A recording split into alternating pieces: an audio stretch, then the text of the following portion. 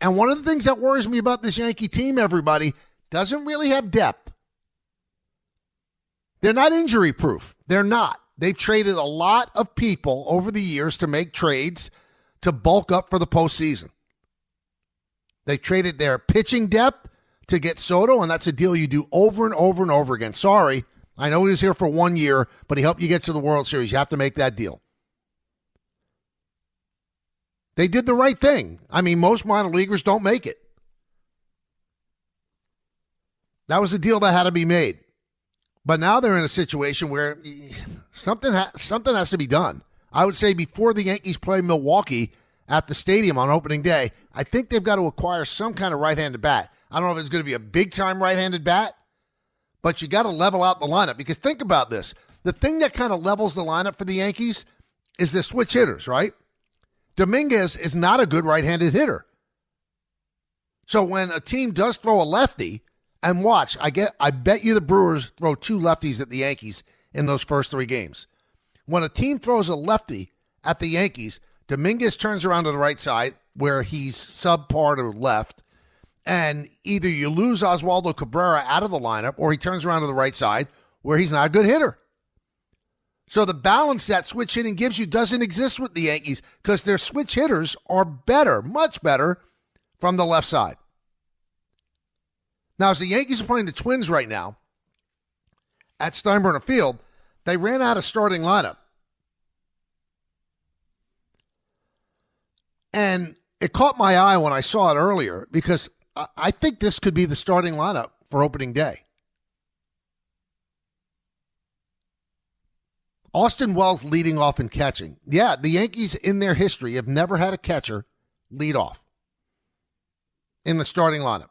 They've had it in spring training, but never, ever have they had a catcher lead off. They like Wells, his eye, his patience at the plate. So he's leading off today. Batting second and DHing is Aaron Judge. The number 3 hitter is the right fielder, Cody Bellinger. Now, when I say that this is the opening day lineup, obviously Judge would be playing right field. But I'll tell you where, that could change in this lineup. Goldschmidt plays first base and cleans up. Jazz Chisholm Jr. at second base will bat 5th. Batting 6th, playing shortstop, Anthony Volpe. Jason Dominguez in left field is going to bat 7th. Batting 8th is Trent Grisham and playing center field. And Oswaldo Cabrera at third base will bat 9th. So what they've done, as you can see, Wells lefty, Judge righty, Bellinger lefty, Goldschmidt righty, Chisholm lefty, Volpe righty, Dominguez switch hitter, Grisham righty, Oswaldo Cabrera switch hitter. So if you take Aaron Judge and you make him the right fielder, make Cody Bellinger in center, then your DH is probably going to be Ben Rice or some right-handed batter, and that DH would probably bat 8th because I don't think they'll play Grisham against a righty. But if there's a lefty that Milwaukee throws out there, this is probably your lineup. Now you decide whether you think it's good or not. Also, Cashman did discuss today Louis Heel. We said the other day, if it's just a lat injury, it's probably 3 months, maybe even a little bit more. But they were doing further tests, and he was up in New York getting an MRI to see if there's any damage in there that had to be surgically repaired. The good news is it came back. It's just a lat tear. But it's a grade 2 lat tear, and you're hoping against hope that it's just 3 months. Might be more. I don't think we're going to see him until July. 1-800-919-3776. That's the number. Now, I always talk every day about you're the co-host, and the way you are the co-host is 1-800-919-3776. But also there's ways that you can email us because it's hard to get through. I understand that. So we have our own email address where you can submit things that you want to ask me. It's tmksespn@gmail.com. tmksespn@gmail.com. Now, if you'd like to reach us social media through X, and that might be more immediate, well, then just go to my personal X address at Real Michael K, and I'll be perusing throughout the show, and if there's something of interest that comes up, I'll address that as well. We're going to talk to John Ireland, who's the play-by-play voice of the Los Angeles Lakers on 710 ESPN. We're going to talk to him at 2 o'clock because the Knicks have a big game against the Lakers tonight. Knicks start a stretch that's going to tell you exactly where they are. I know they're in L.A. right now, but where they are standing-wise. What's their positioning going to be? Because don't look now. Milwaukee is playing unbelievable basketball, and they're creeping closer to the Knicks. I think it's like 3.5 or 4 games. So that's still a pretty good lead with about 20 games left. But if the Knicks really, really crap the bed on this West Coast swing, Milwaukee could make some ground up.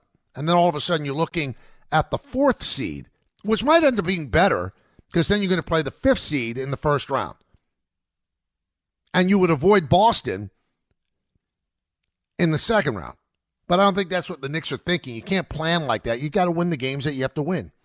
1-800-919-3776. And let's go to the phones. Let's go to Hector in Queens. Hector. Hey, Mike.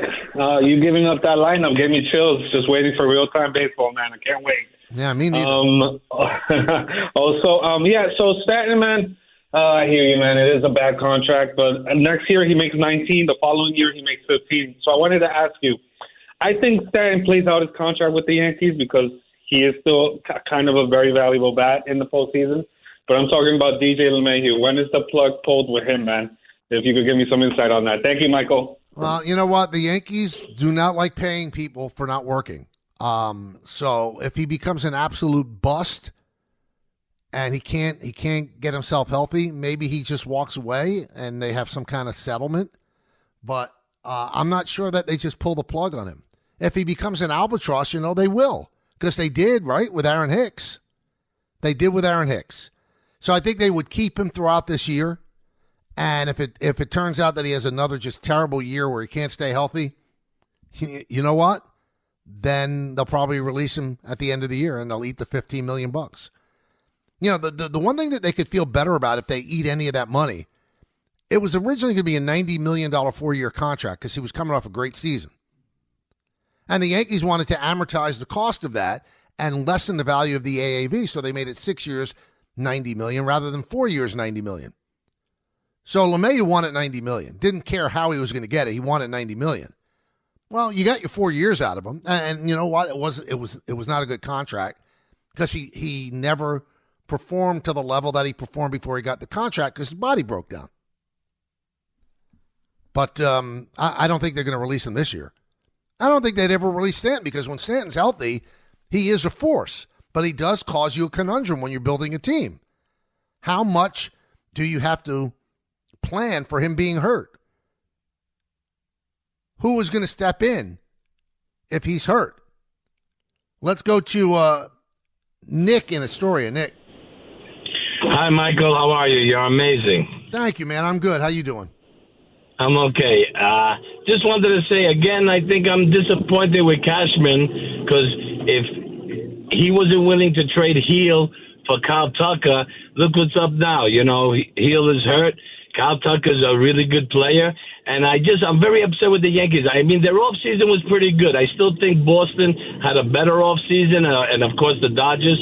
But like you always say, if you're over the salary cap by $2 million or $5 million, they never go for it. Like we still need a third baseman.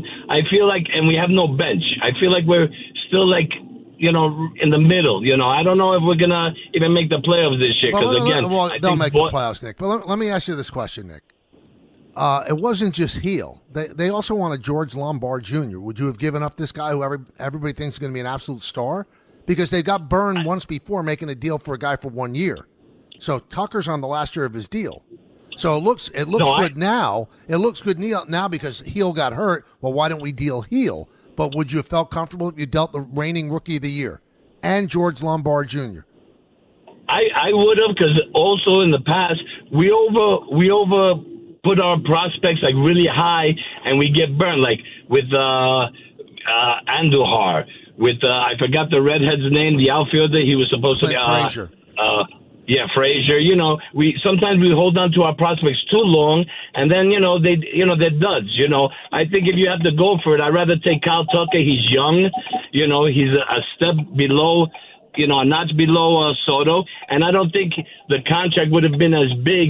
And Soto, was a big risk, but we did make the World Series. But you knew Soto was all about the money, the money, the money. I don't think Kyle Tucker's like Soto, with that. Let's put that. I'm not sure I can sign off on that, Nick. I think all players, want the most money. So Kyle Tucker is going to get a lot of money because if we're talking about Vlad Guerrero Jr., right?